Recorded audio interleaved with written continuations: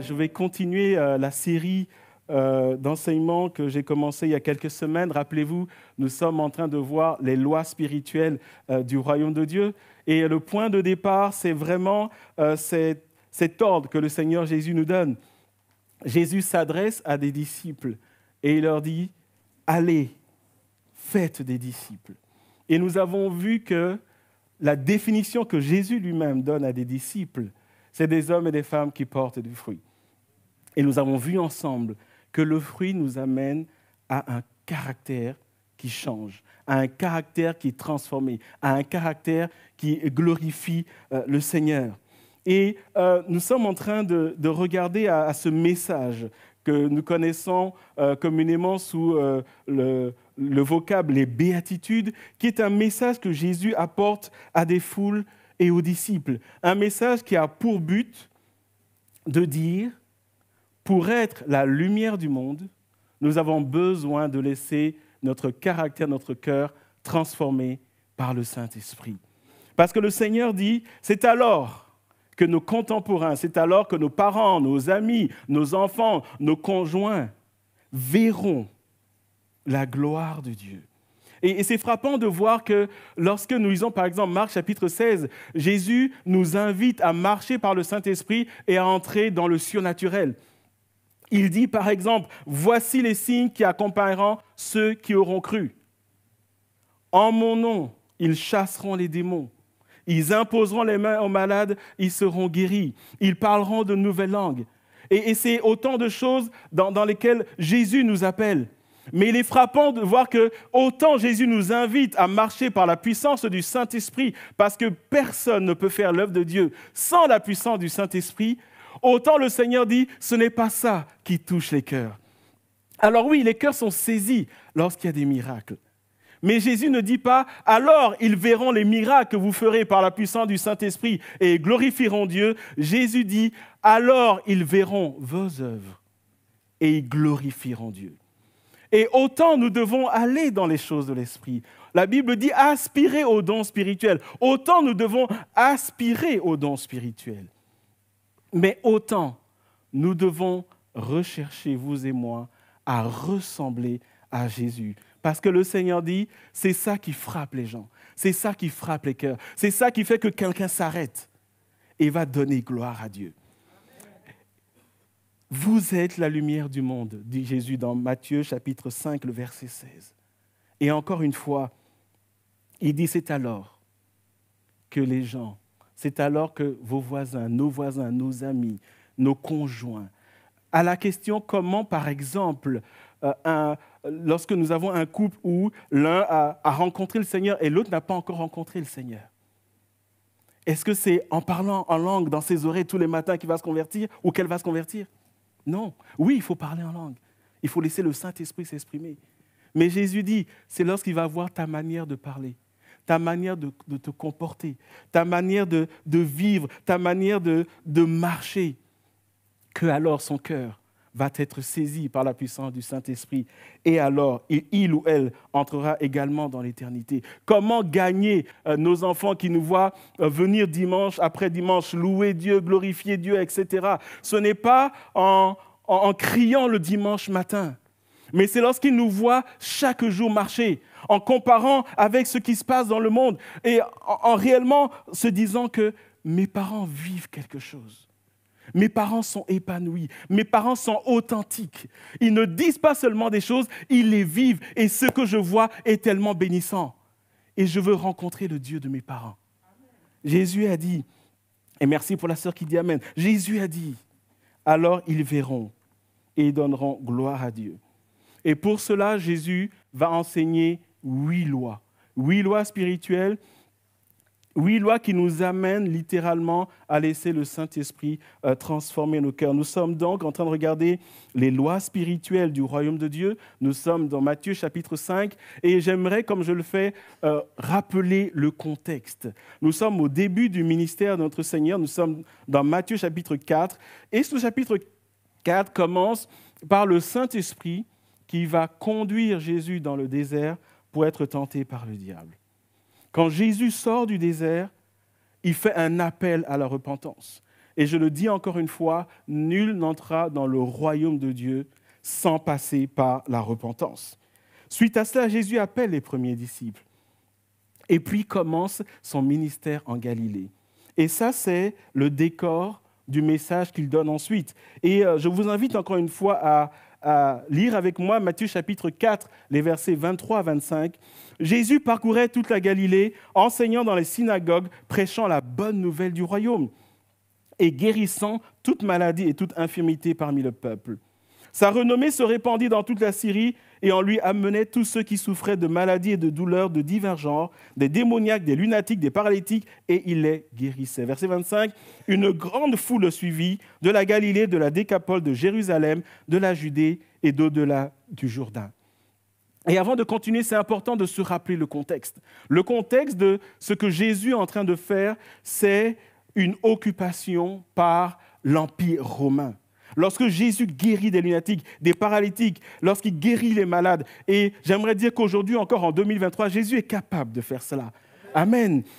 Aujourd'hui encore, beaucoup d'hommes et de femmes sont liés par les démons et Jésus veut les délivrer. Aujourd'hui encore, on a des lunatiques, on a des paralytiques. Notre monde a toujours des mots scientifiques pour couvrir cela. Mais Jésus dit, moi je vois le besoin. Et moi, je suis là pour toucher, je suis là pour délivrer. Et on nous dit, une grande foule suivit Jésus. Et avant d'entrer dans le message de ce matin, j'aimerais juste que nous puissions prendre le temps de considérer que cette foule était composée de villageois, d'hommes et de femmes qui n'étaient pas nécessairement instruits. Et Dieu les touche, Dieu les visite. Leurs vies sont transformées. Ils n'ont jamais connu cela. Alors qu'ils sont sous l'occupation romaine. Et ce qui monte dans leur cœur, c'est une colère qui est là. Ils se disent, tiens, Jésus fait des miracles. Enfin, quelqu'un qui va zigouiller tous ces Romains et qui va nous délivrer. Et lorsque ces gens suivent Jésus, Jésus va sur une montagne et Jésus s'adresse à eux. Nous sommes dans Matthieu chapitre 5, les versets 1 à 12, et voilà ce que Jésus dit. Voyant la foule, Jésus monta sur la montagne. Et après qu'il se fut assis, ses disciples s'approchèrent de lui, puis ayant ouvert la bouche, il les enseigna et dit, « Heureux les pauvres en esprit, car le royaume des cieux est à eux. Heureux les affligés, car ils seront consolés.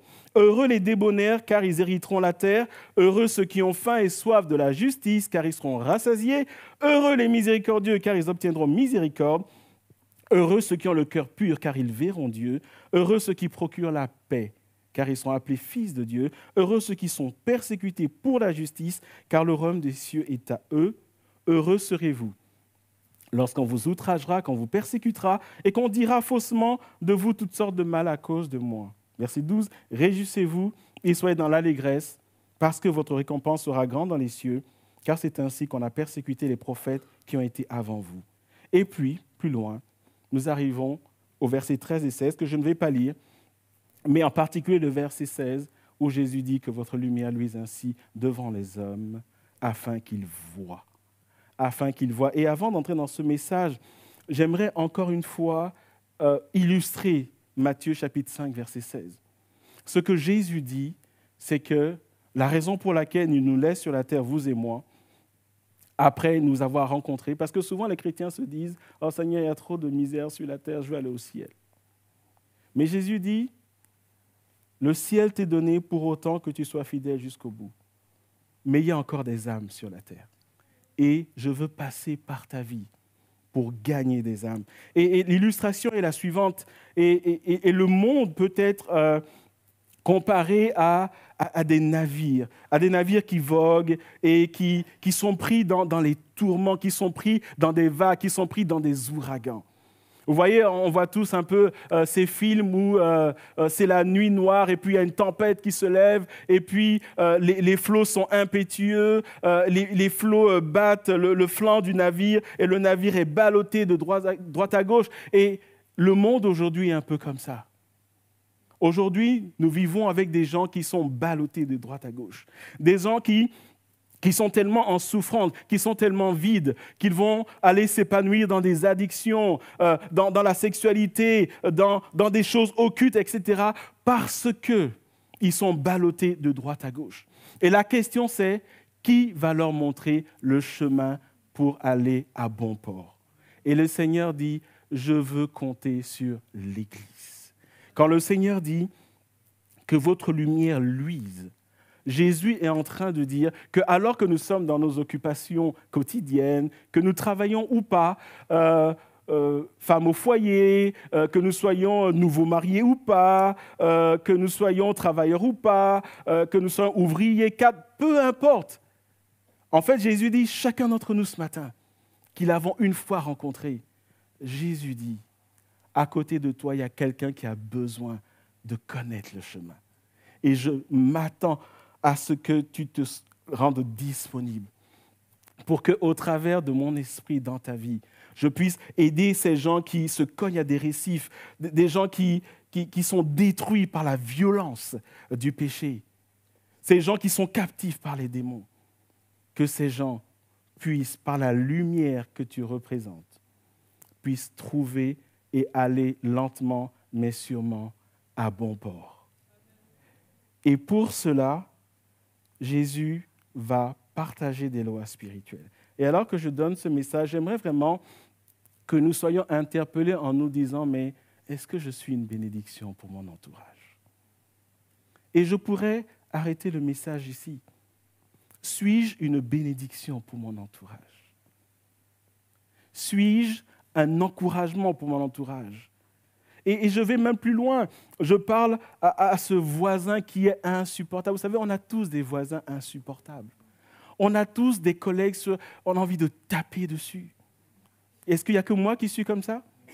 Est-ce qu'il y a des collègues qui nous énervent? Mais est-ce que vous savez que Jésus aime cette personne?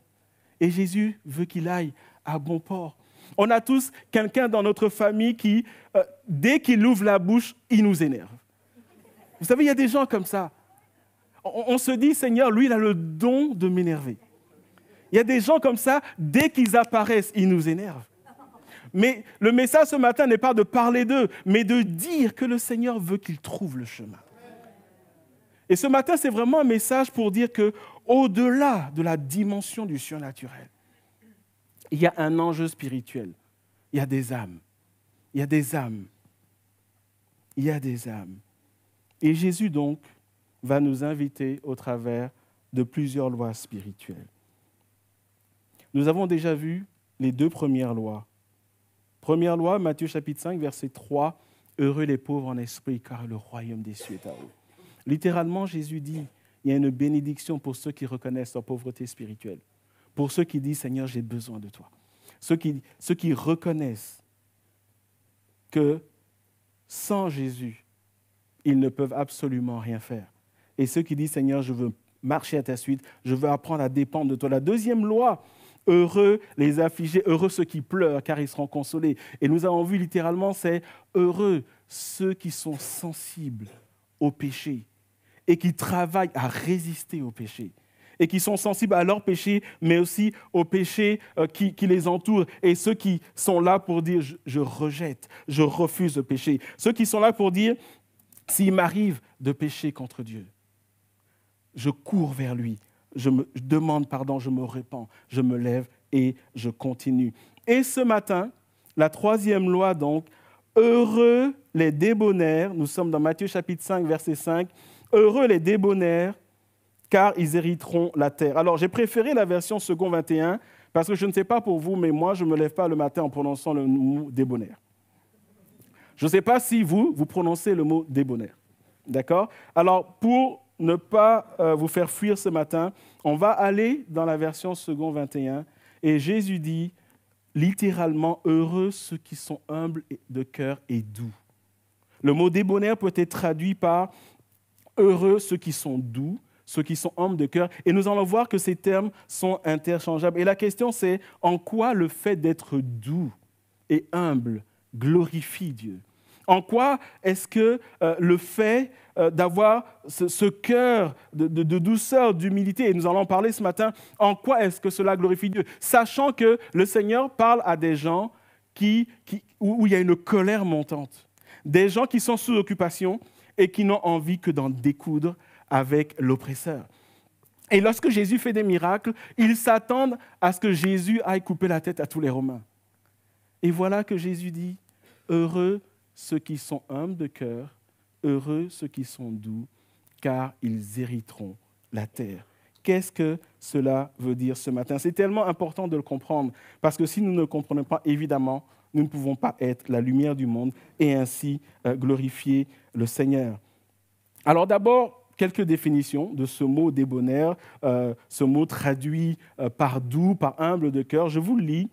Le mot en grec traduit signifie doux, paisible, tendre, patient, soumis, humble.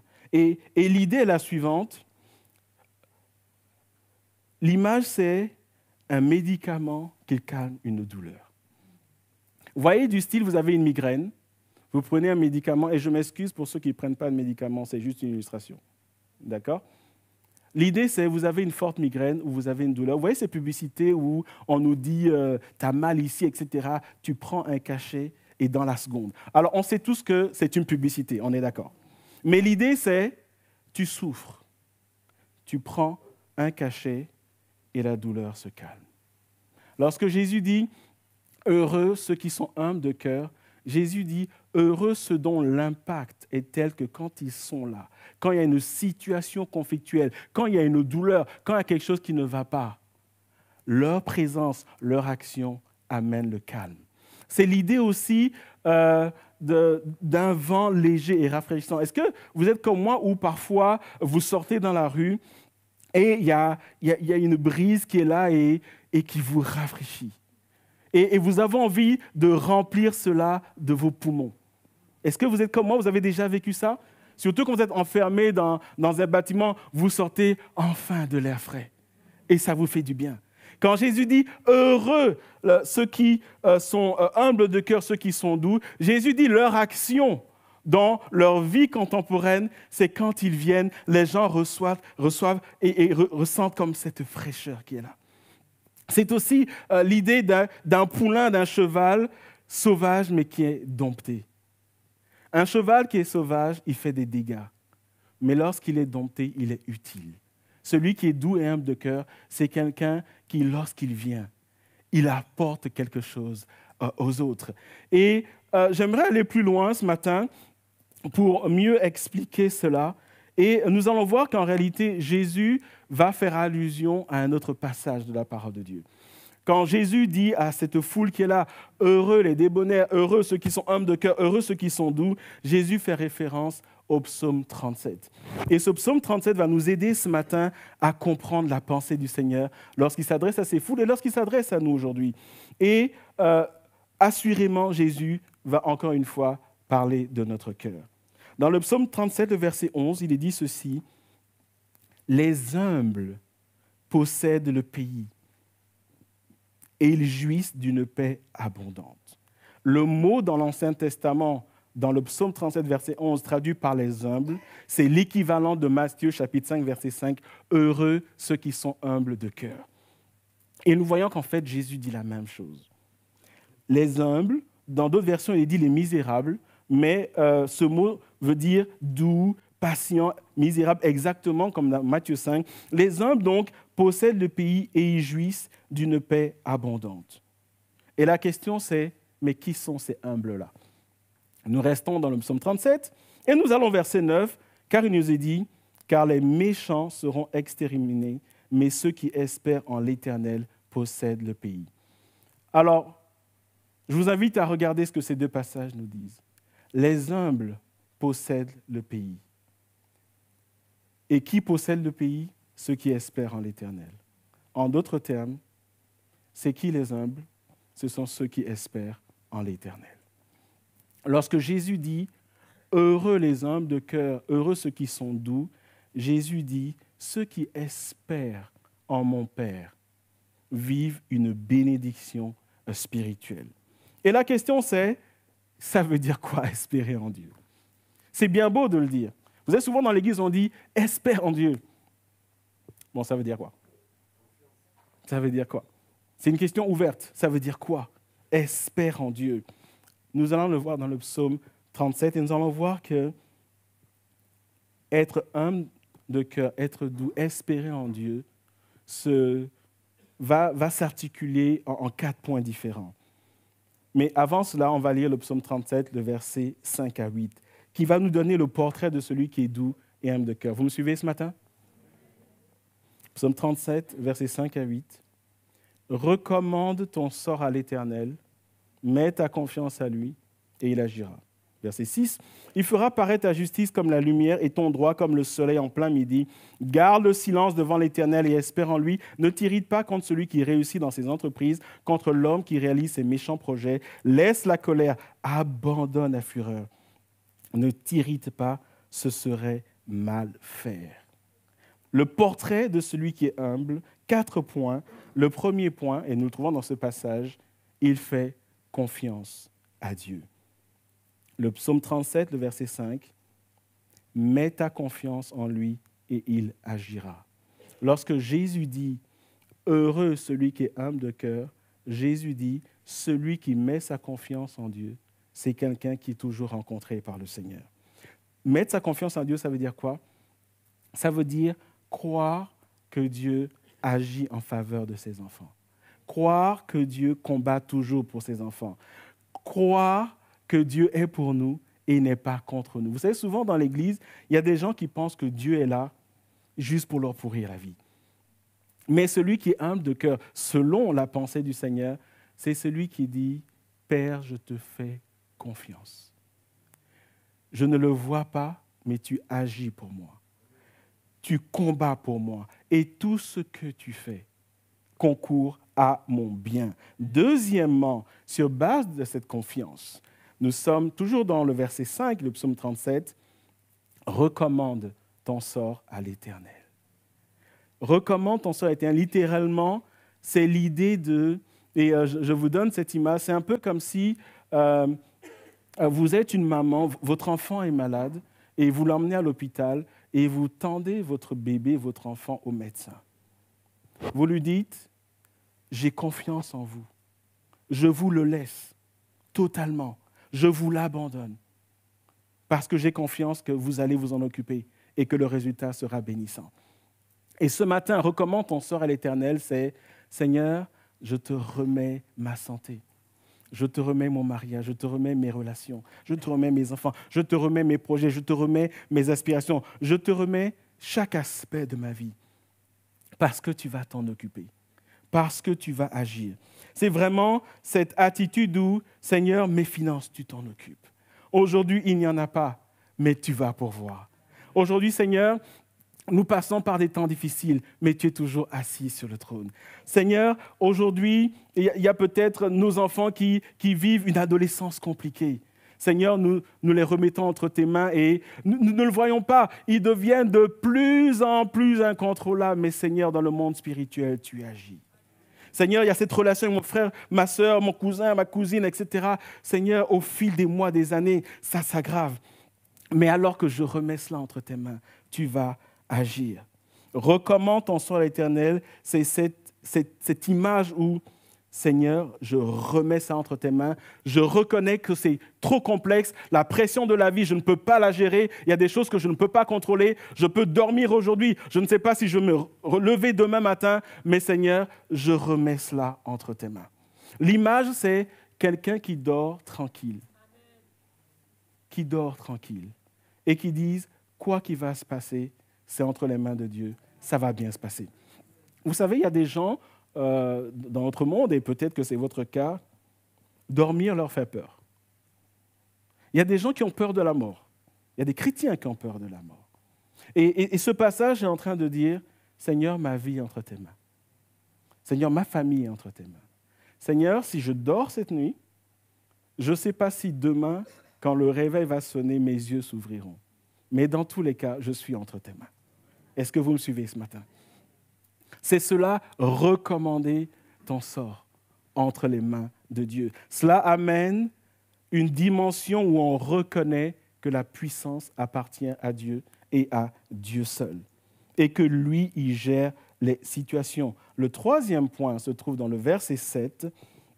Garde le silence devant l'Éternel et espère en lui. Le premier point, c'était donc, fais confiance à Dieu. Deuxièmement, tu lui recommandes ton sort. Troisièmement, tu fais silence. Alors, faire silence, ça ne veut pas dire venir à l'église et quand on chante, quand on loue, moi je dis rien. Faire silence, ça ne veut pas dire « Ah, mais non, Seigneur, tu es au contrôle et je ne prie pas. » Non. Faire silence, ça veut dire faire preuve de patience.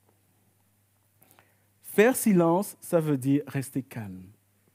Faire silence, ça veut dire Dieu est au contrôle. Vous savez, c'est compliqué pour nous de faire silence devant Dieu. C'est compliqué pour nous d'être patients. C'est compliqué pour nous d'être calmes. Mais celui qui est humble de cœur, c'est celui qui dit « Seigneur, tu gères ». Vous avez cette expression contemporaine « t'inquiète, je gère ». Oui, c'est plus pour nos ados, nos jeunes. J'ai rarement vu quelqu'un de 40-50 ans dire « t'inquiète, je gère ». D'accord ? Sinon, c'est un vieux qui veut faire jeune. D'accord ? Mais, toujours est-il qu'aujourd'hui, on dit « t'inquiète, je gère ». Et ce passage, c'est Dieu qui dit « t'inquiète, je gère ». Je gère. Tu m'as remis ta situation. Je suis au contrôle. C'est l'attitude où, lorsque nous sommes dans la prière, quittons l'état de l'inquiétude maladive et allons dans le calme et la confiance. Est-ce que vous me suivez ? Le Seigneur nous invite à être ou à arrêter d'être ceux qui prient et ceux qui s'inquiètent par-dessus. Est-ce que vous connaissez cette situation-là ? Ça m'est arrivé plusieurs fois où je prie avec ferveur. Et quand j'ai dit Amen, je m'assieds et je suis envahi par l'inquiétude. Sachant comme Jésus le dit, ou comme la Bible dit, est-ce que tu peux ajouter quelque chose à la situation ? Est-ce que tu peux ajouter un cheveu à ta tête ? Est-ce que le fait de t'inquiéter change la situation ? Et le Seigneur dit, apprends à garder le silence et à espérer en lui.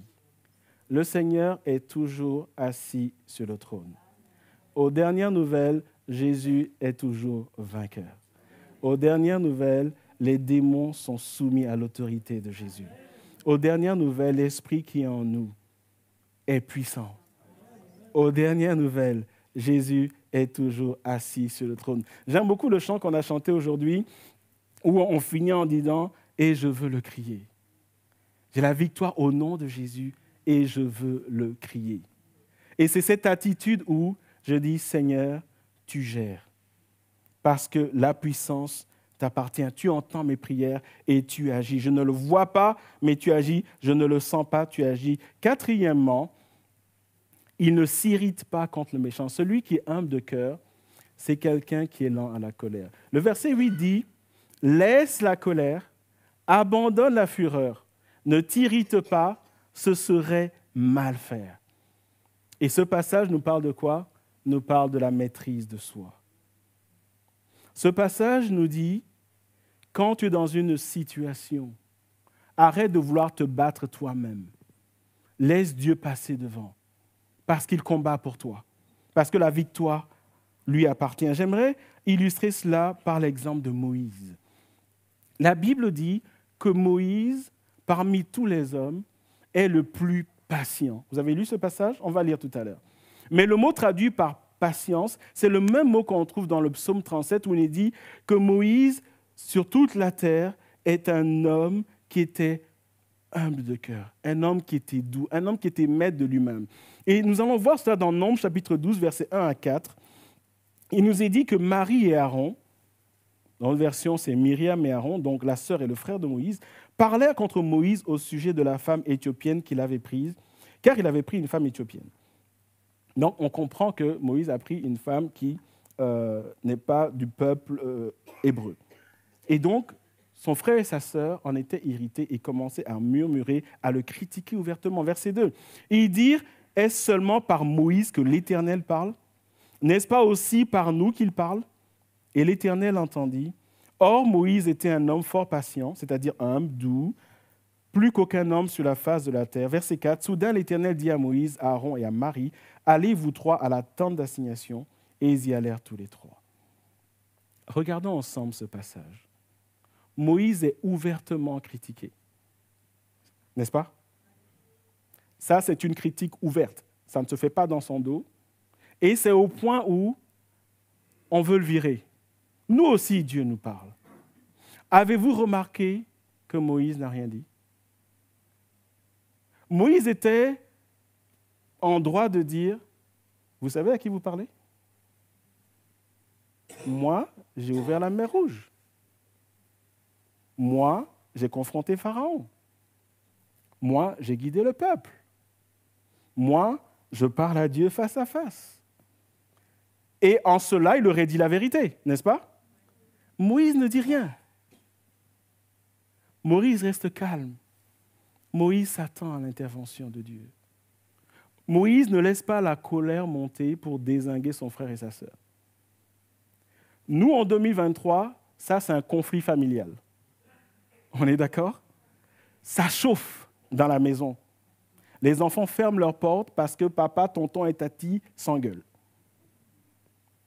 D'accord? Il y en a qui tapent des poings sur la table, il y en a qui crient, voilà, vous vous prenez pour qui? Je fais ce que je veux, je suis loin de Dieu, etc., etc. Mais Moïse ne dit rien. Moïse reste calme. Et on a ce verset qui nous dit que c'était un homme patient. Ça veut dire que dans cette situation, Moïse restait calme, ne laissait pas la colère monter et attendait que Dieu agisse. Et il nous est dit, dans le verset 4, déjà le verset 3, Dieu a entendu, verset 4, Dieu convoque tout le monde. Et quand vous lisez par la suite, Marie a été frappée de lèpre. Et le jugement de Dieu est tombé. Et ça, c'est vraiment l'illustration de quelqu'un qui s'attend à Dieu. De quelqu'un qui ne va pas dire « je vais aller à la confrontation ». Vous allez voir de quel bois je me chauffe. Vous ne m'avez jamais vu m'énerver. Vous savez, il y a beaucoup d'entre nous où, à l'église, et c'est ce qu'on entend souvent au travers des amis de la famille, à l'église, ce sont des anges. Mais à la maison, ce sont des terreurs. Est-ce que vous me suivez? Est-ce que ça vous parle? Ça ne parle à personne, je continue le message. À la maison, les membres de nos familles, nos conjoints, nos amis, nos collègues vivent des choses qui les dépassent, sont heurtés, sont dubitatifs par les mots qu'ils entendent sortant de nos bouches, par les actes que nous posons, par les attitudes qui sont là. Et l'exemple de Moïse est là pour nous dire, oui, la colère peut monter, mais qu'est-ce que tu en fais? Confie-toi à Dieu. Laisse Dieu agir. Parce que nous ne sommes pas dans un combat physique. Nous sommes dans un combat spirituel. Et nous sommes appelés à laisser le Saint-Esprit transformer nos cœurs. Pourquoi, frères et sœurs, l'humilité est-elle nécessaire? La Bible va jusqu'à dire que nous avons besoin de cette attitude de cœur pour laisser la parole de Dieu nous parler. Nous sommes dans Jacques, chapitre 1, versets 19 à 21. « Ainsi donc, mes frères et sœurs bien-aimés, que chacun soit prompt à écouter, lent à parler, lent à se mettre en colère, car la colère de l'homme n'accomplit pas la justice de Dieu. C'est pourquoi rejetez toute souillure et tout débordement dû à la méchanceté et accueillez avec douceur la parole qui a été plantée en vous et qui peut sauver vos âmes. » Le mot « douceur » est le même qui a été utilisé dans Matthieu chapitre 5, verset 5. Regardons attentivement ce passage avant d'aller vers la fin. Ici, on nous décrit deux types de personnes, quand vous regardez attentivement. Premier type de personne, et je pense que nous connaissons au moins tous quelqu'un comme ça, quelqu'un qui n'écoute pas les autres, qui n'écoute pas, à peine les autres ont commencé la phrase, il termine la phrase.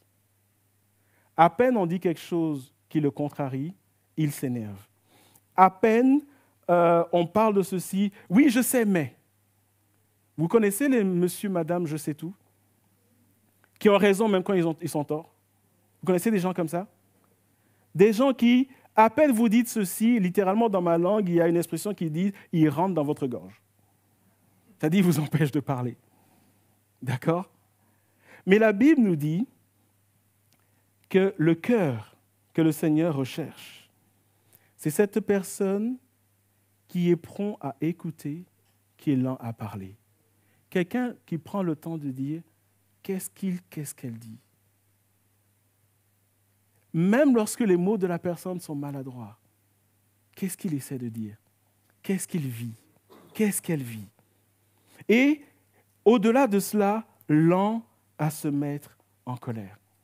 Vous savez, nous sommes champions dans l'Église en disant « Oui, mais Jésus aussi s'est mis en colère. » N'est-ce pas? Il y avait une colère sainte. N'est-ce pas? Et souvent, on utilise ce verset pour dire « Ben oui, ma colère, elle est justifiée. » Avez-vous remarqué que Jésus ne s'est mis en colère que lorsque les choses du royaume de Dieu ont été bafouées? 2 fois dans le temple, lorsque Jésus dézinguait les pharisiens, race de vipères, etc. Je n'imagine pas que Jésus avait un grand sourire en disant « race de vipères ». C'était dur.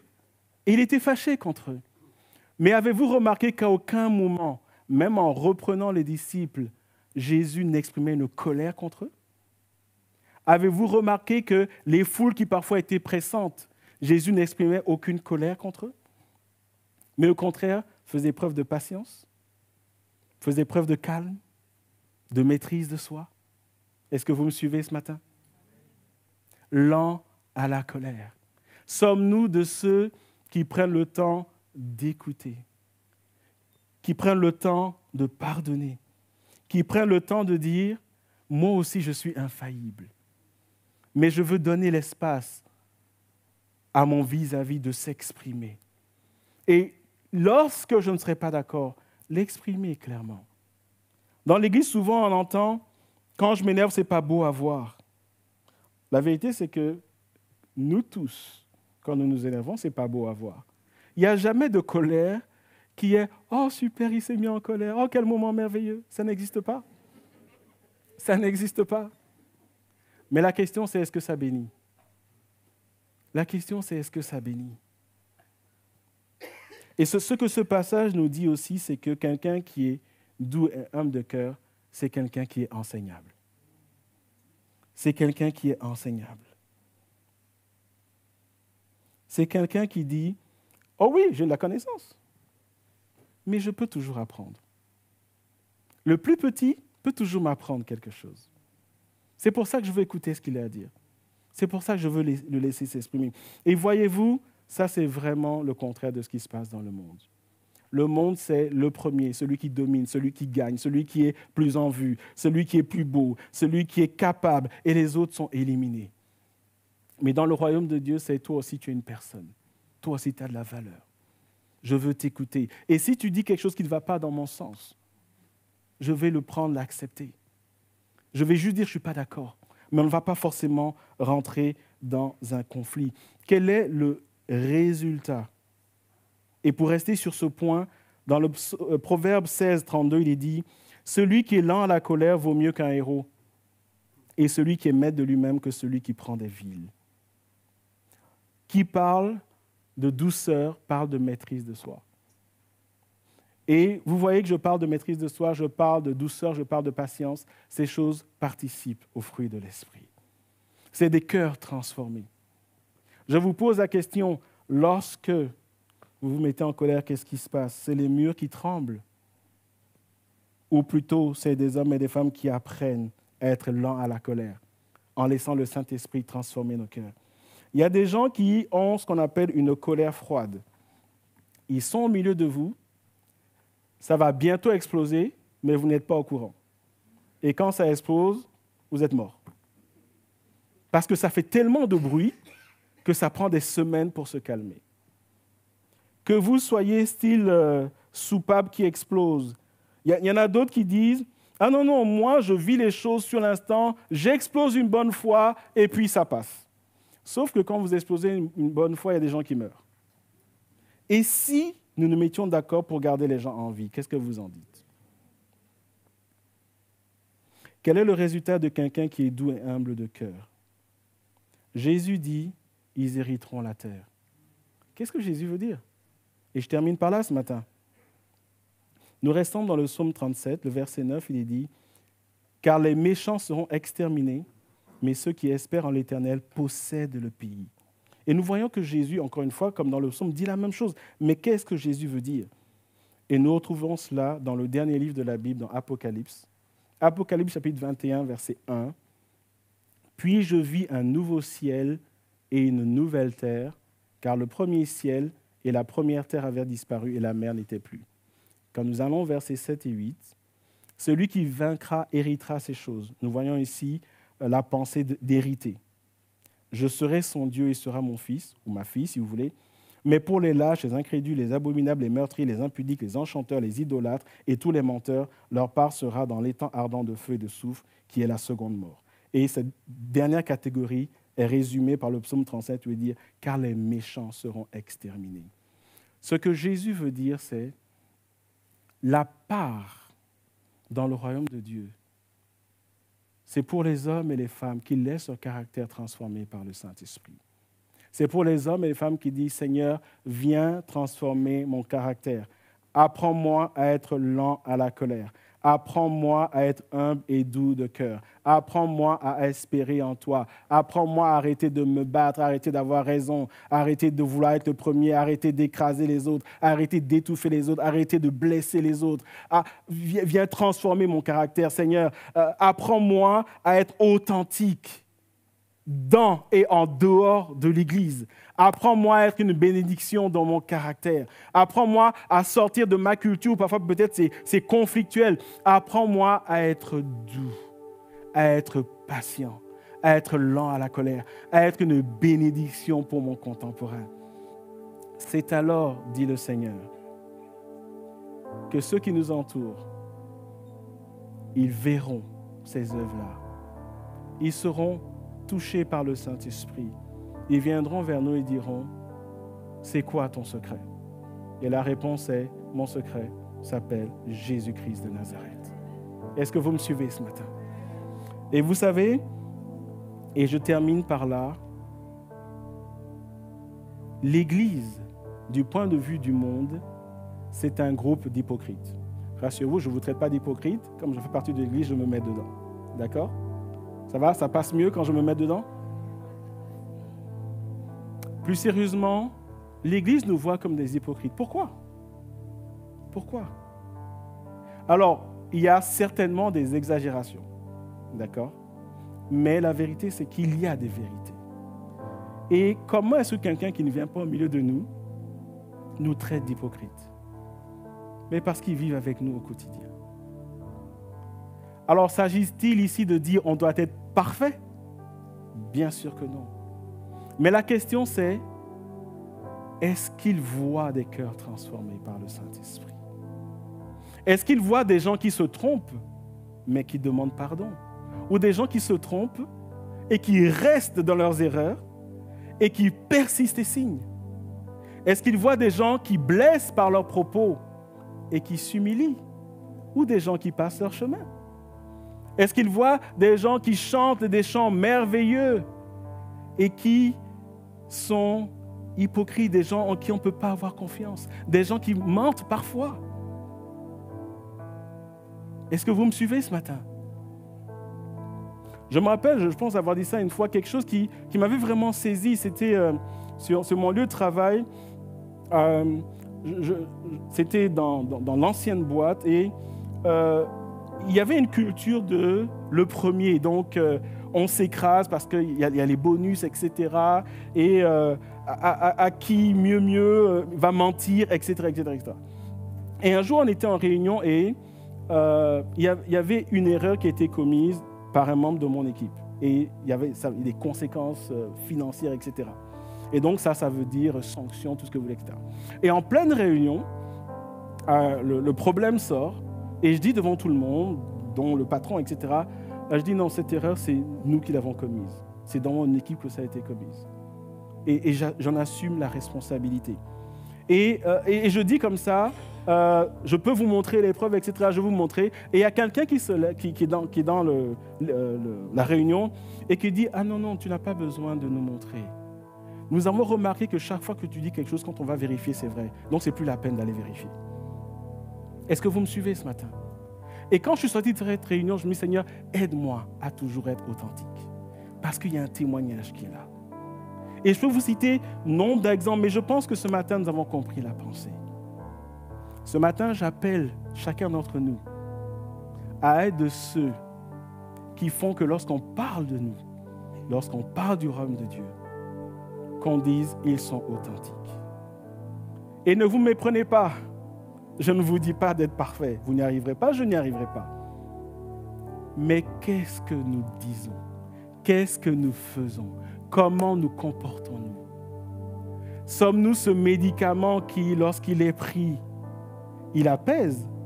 Ou alors le genre de médicament où quand on le prend, on dit « Oh, ben, c'est dégueulasse ». Il y a des médicaments comme ça qui sont amers. Vous en connaissez comme ça? Oui. En particulier, la plupart des hommes n'aiment pas les médicaments parce qu'ils n'aiment pas les goûts amers des médicaments.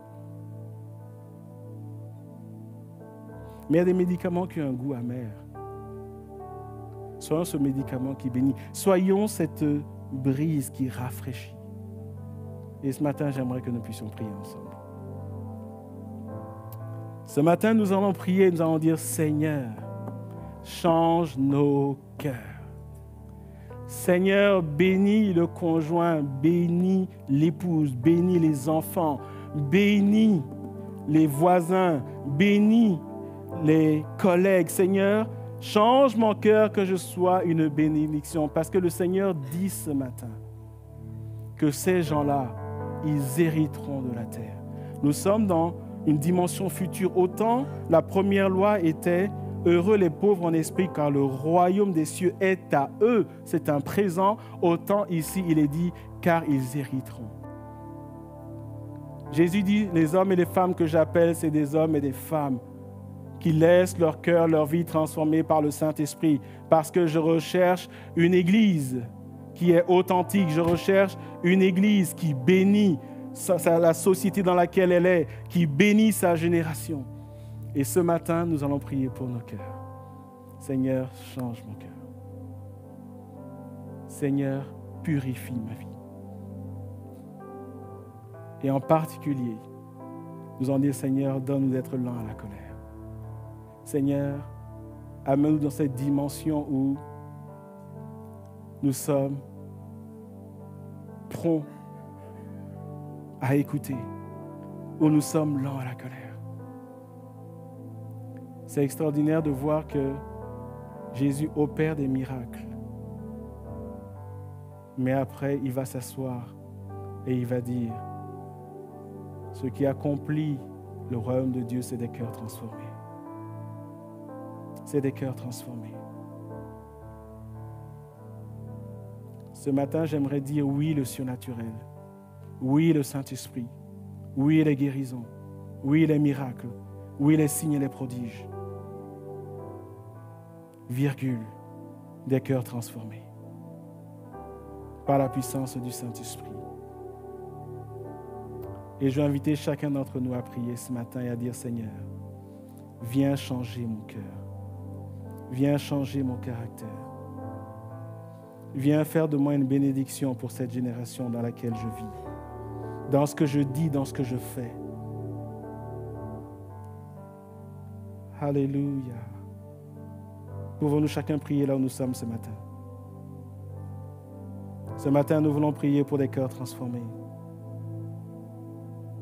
Nous voulons prier pour des hommes et des femmes qui voient des choses différentes que le monde offre. Ce matin, nous voulons prier pour ne pas être semblables aux gens du monde.